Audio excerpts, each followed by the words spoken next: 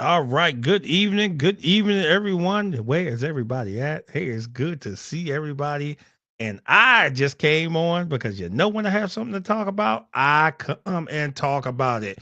It's your boy Damon, and I'm here with the DK and Tree podcast. Yeah. Story time as always. As always. So, what I'm going to talk about is like family deaths. And just want to touch on that, just losing a loved one. Now, in instance, when you have a patriarch of the family, that's somebody that's held the family together, held, everybody together, no matter if there's any differences between you and your family members or whatever, this one person just held everything together for you. Then when that person passes away, it's like the family just falls apart for whatever reason. Then they start bickering, they start fussing with each other, they start having problems. And mainly the whole thing is about money. And it seems like that just drives a wedge in the family because this one person went away. Oh no, now everybody feels though I'm entitled to everything, or oh no, this money is mine, or whatever. Let me explain something to you. For someone that's lost both their parents, that money means nothing to me. My parents' life meant everything to me. So that bit of money or anything like that, no, I'm not prefer to have it. I prefer to have my loved one here. But what I want to touch on is losing a spouse, and of something that I saw and just kind of disturbed me. Someone lost their spouse, and you know the person, yeah, and I get it, they're upset and whatever. But here's the problem that I had was is that you know you say you was reaching out to the family for help. Now you reached out to the family for help, but yet in turn they're coming to you saying, "Hey, well, what do you need? What do you need?" And then you're not reciprocating what you need. You keep saying that, "Hey, I have to do everything by myself. Oh, no one's trying to help me." And I'm like, "Okay, what do you need?" Families reached out, "Hey, what do you need?" This and that. But instead of you saying what you need, and this is always the big one, you go to social media. You go to social media. No one's helping me. No one's doing this. I'm doing all this by myself. I don't have this, I don't have that. But the family's in turn saying, "Hey, we are here for you. What do you need?" So again, the communication is not being reciprocated back of what you need. Then you put on a little spectacle and trying to say, "Oh, I'm doing all this by myself. No one's trying to help me." And the family's like, "What are you talking about? We've been reaching out to you, but you won't communicate back with us." So you're making all the arrangements. You're not sitting up here. You're not communicating anything back and forth. But the bigger issue was this: um, when someone, again, person lost their spouse, and how are you just going to cut people out of things? And when I mean cut people out of things, I mean cut people out of things. You didn't mention parents. You didn't mention brothers, sisters. You didn't mention anything. It seemed like everything was just about you. And that wasn't the case with this person that I'm talking about. This person was energetic, full of life, selfless. And when I tell you he get your shirt off his back, he would get your shirt off his back.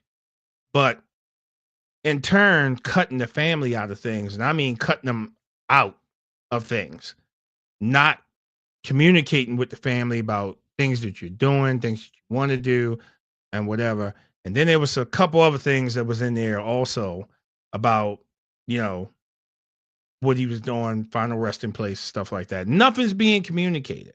But it seems like I just wanted all the spotlight on me, and that was it.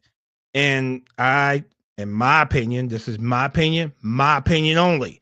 I just thought that was very selfish and inconsiderate because of the simple fact that, again, it just wasn't about you and your family. That person had family members too. That person had other family that he took care of. that was people were cut out of it, cut completely out of it. And I mean, not even mentioned, no pictures in the slideshows, none of the sort.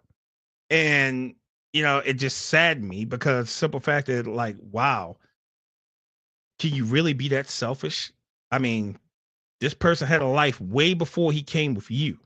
And you telling me you cut that out, even including his family members? You cut them out? Didn't even mention the parents. That's it. That really bothered me because of the simple fact that, again, you know, this man had his hand in a lot. This man has done a lot. And for you to cut out what he's done to just make it about you, I just thought that was selfish and inconsiderate. And again, this is my opinion. Me only. I'm only talking. I'm not talking for anyone else. I'm talking about me from what I saw of the situation. And like I said, it was really, really sad. And I see, Ron, it's really sad. My uncle was not mentioned in his wife's obituary. Okay. So I'm a harp on one thing, Ron. So there was a poem written by his daughter, right? And it was on the obituary, right? But the picture above it was not of his daughter. It was of her daughter.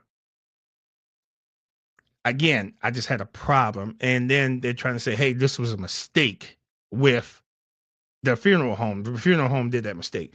Nah, they only do what you tell them to do. They only do what you tell them to do.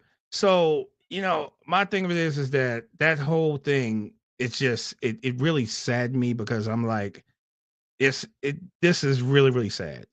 And like I said, to cut family members out, to cut, you know, any of us stepchildren that he may have took care of out of it. I just thought it was wrong and inconsiderate. I just thought that they made it about themselves, and he's not here. He's not going to be able to say anything, and he just made it out of himself. They should have had me make the obituary. Hey, yeah, probably, but like I said, it just really saddened me. It really, really saddened me for someone, to me, again, to be that selfish. How can you just cut a whole family out of it? I'm talking about brothers, sisters, you know, nieces, nephews, or whatever. It was just like, hey, my family gonna be on here, but I ain't worried about nobody else. I mean, like I said, pictures of the slideshow, not pictures of the parents, not pictures of the brothers, the sisters. It was just really, really sad. And you know, like I said, it was just a sad situation. And like I said, it just really, really saddened me to see there are people out here like that.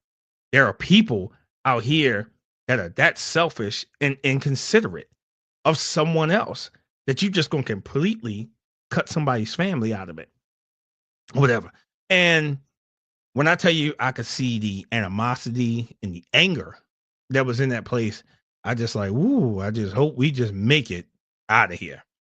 And ceremony was nice, homegoing service was nice. Like I said, and props to the Fayetteville Police Department. They actually gave him a last ride around the city because he used to work for them. So props to the Fayetteville Police Department for giving him a last ride around the city. Much appreciated to them for that. But like I said, it was it just saddened me to see that it's someone. It was sad. Like I said, it was a whole bunch of stuff, and it was like, oh, he didn't have this, he didn't have that, and I'm like, I know that's not true. I know it's not true. A lot of things I'm just restraining back from saying, but like I said, just from what I saw off the base of it, it really saddened me as someone, because again, we never want to lose our loved one. We all know we have to go home one day. But for the simple fact that when we do go, the person that's supposed to be representing us, we will hope they represent us in a right and correct way, but not be in a way that they're not representing us at all. And like I said, it was just truly, truly sad to me, and truly, truly, it truly made me upset because the simple fact that when you see it and you be like, wow, there are really people out here in the world like this, and they'll do that to you. And I had to go see my father for you to act like this. Yeah. And it's just, it's just a sad situation. And a lot of bridges were burnt during this whole situation. A lot of bridges. So I just wanted to come on here and, like I said, just talk about that for a second. And it's just, thank you, Auntie. It's just truly, truly sad that you have to go through that, go for something like that. It's not cool. It's not cool at all. It is not cool for someone to act like that, especially when someone passes away.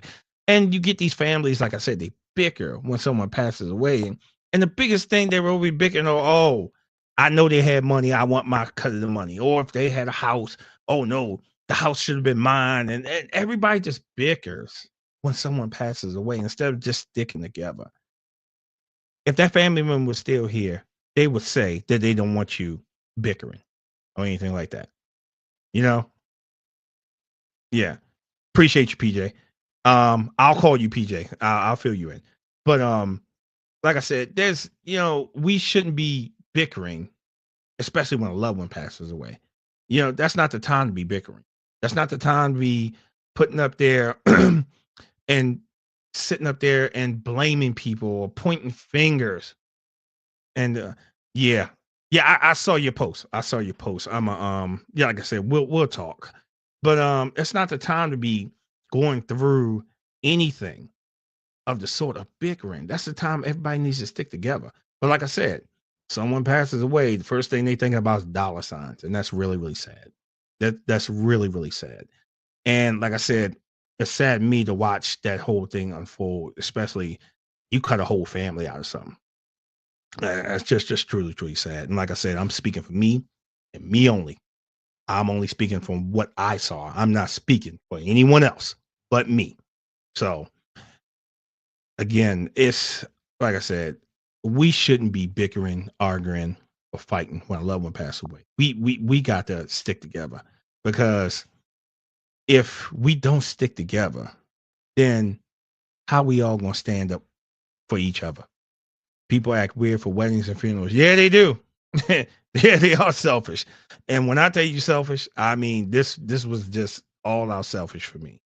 And it just makes no sense. It's truly, truly sad. I wish it could have the outcome could have been better. It just wasn't. It just wasn't. And now, even after this, it's like, anytime your own children come to you and says, why you not talking? Why you being so secretive? Why you not trying to tell us what's going on? That's a problem. Your own children is coming to tell you that. That's a problem. So, but I just wanted to come on here and speak of that, because again, that bothered me. And it took me a couple days to actually just process that, and then, come on here and just share my feelings about it. Because again, that's not cool.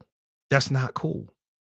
Again, if you lose your loved one, family's supposed to stick together. Anybody that's close to you is supposed to stick together. But we don't. We don't. And it's truly sad. But we really need to.